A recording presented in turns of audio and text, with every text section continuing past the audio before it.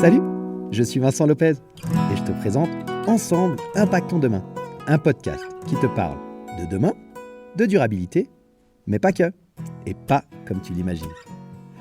Je te propose un voyage stimulant autour de thématiques variées qui me passionnent, comme les crypto-monnaies, le développement personnel, le zéro déchet, les nouvelles technologies ou encore la gestion de tes finances personnelles. Quel que soit le domaine, je décortique les actions de notre quotidien en les analysant sous le spectre de leur impact sur le monde de demain. Comment tes choix, tes décisions, influencent notre futur, celui de nos enfants et aussi celui de la planète?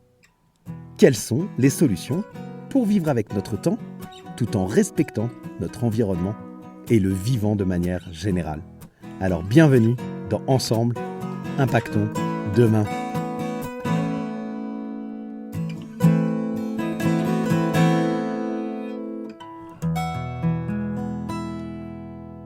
Salut la communauté des curieux intelligents, comment ça va ce matin? Super content de te retrouver pour l'épisode 36 de Ensemble, Impactons Demain. Alors dans ce nouvel épisode, je suis super content de te parler d'un sujet qui nous concerne tous, qu'on soit parents, qu'on soit grands-parents, enfants, adolescents, tuteurs ou même simplement curieux. On va en fait aujourd'hui discuter d'un sujet qui a fait beaucoup parler de lui, qui a fait beaucoup couler d'encre, et je pense que ce n'est que le début, l'impact de l'utilisation des écrans sur nos enfants et plus largement sur les générations futures.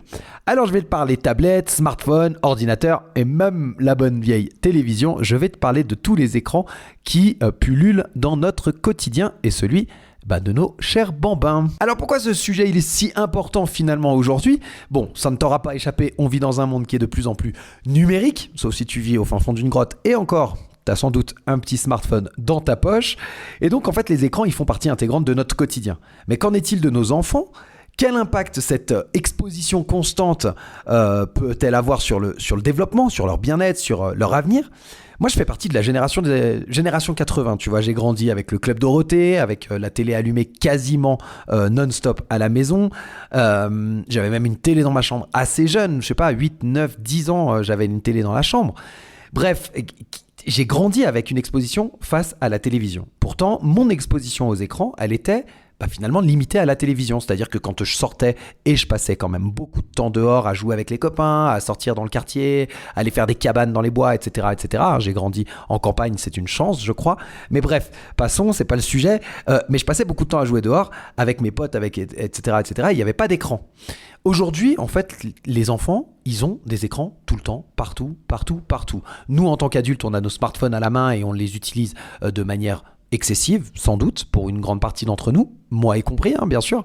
Y a la télévision, il y a les ordinateurs, il y a les tablettes, tu pars en voyage, il y a des écrans dans les voitures, que ce soit directement incorporé au siège pour que les enfants puissent être tranquilles, ou alors tu leur files une tablette ou un téléphone dans les transports, dans les choses, enfin bref, tu vas au restaurant, la télé peut être allumée et ils voient des écrans, etc., etc., etc. Donc en fait, ils vivent dans... les écrans, ils sont partout et ils se multiplient. Et donc, quelles sont les conséquences finalement déjà connues de cette omniprésence pour les générations futures? C'est de ça dont je vais te parler aujourd'hui. Voilà, une introduction un petit peu longue pour un épisode qui va l'être tout autant, je pense. Je vais voir si je le laisse en une seule prise ou si je le découpe et que j'en fais 2 épisodes, parce que j'ai beaucoup de choses à dire sur ce sujet qui me passionne, qui m'interroge beaucoup. J'ai 2 enfants, je me questionne sur qu'est-ce que je vais faire, comment je gère les écrans avec eux, est-ce qu'on leur donne accès facilement ou pas, etc., etc. Et donc je vais m'appuyer aujourd'hui sur des études scientifiques, des experts. Et surtout, je vais aussi te donner des conseils pratiques pour naviguer en fait dans cette jungle numérique, parce que le but, c'est pas du tout de diaboliser les écrans et de dire non, c'est mal, il faut pas, etc.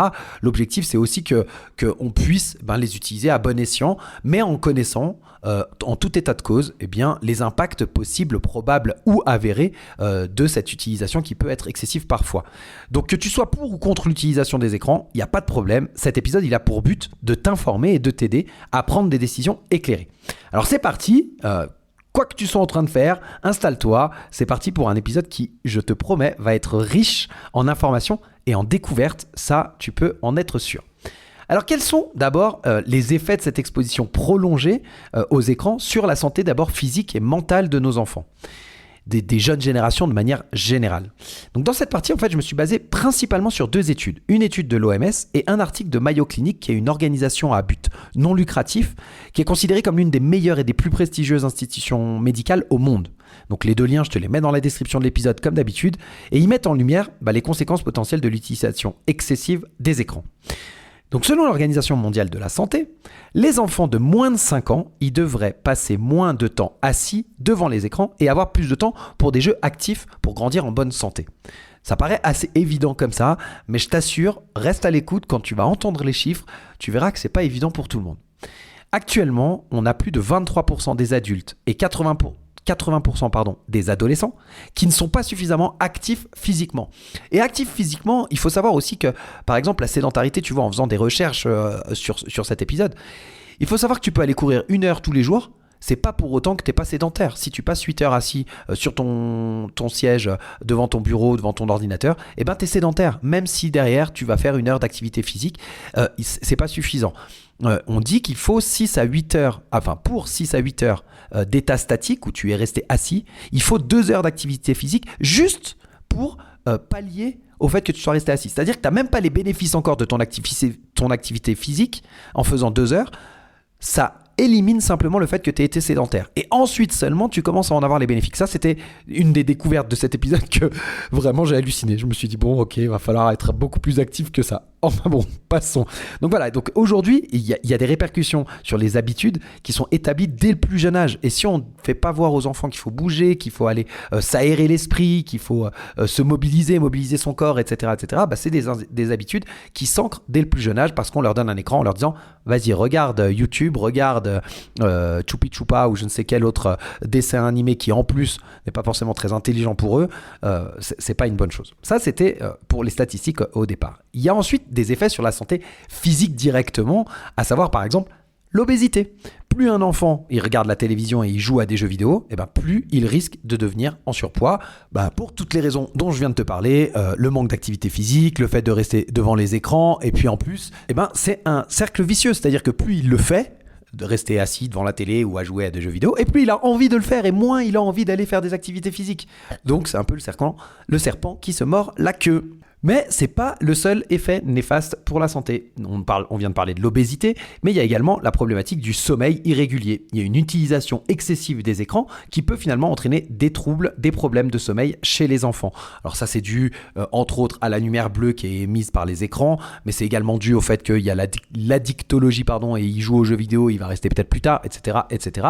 Tout ça perturbe le sommeil de l'enfant et donc il y a un sommeil qui devient irrégulier et par conséquent, il y a des problèmes de sommeil chez les enfants qui sont surexposés aux écrans.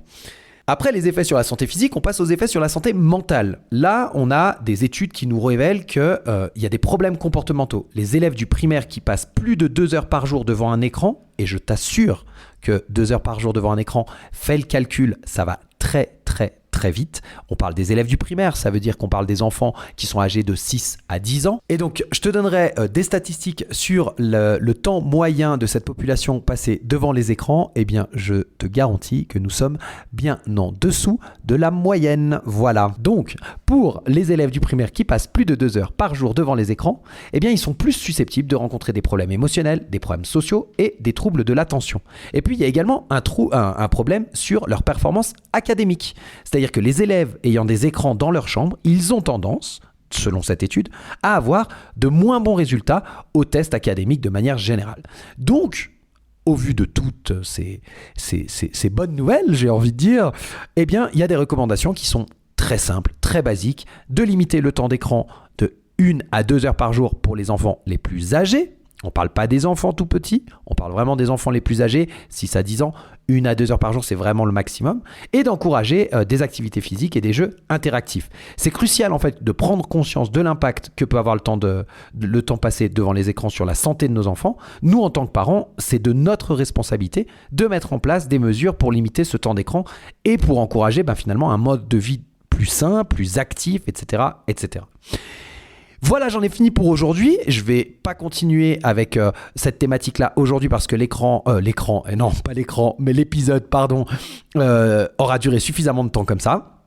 Je t'invite à rester à l'écoute pour te connecter la semaine prochaine où là je te parlerai de l'impact des écrans sur le développement cognitif et social des enfants. Je te donnerai des chiffres qui font peur, vraiment. Enfin, moi j'ai vraiment pris peur en les écoutant et en les découvrant. Je te parlerai également d'une loi qui est en train d'être mise en place en France et qui serait une première en Europe. Bref, je te parlerai de pas mal de choses et surtout, je te donnerai des conseils, des principes simples pour limiter l'usage des écrans pour les enfants avec des règles qui sont reconnues aujourd'hui d'utilité publique, qui ont été faites par 2 psychologues renommés sur ce sujet-là.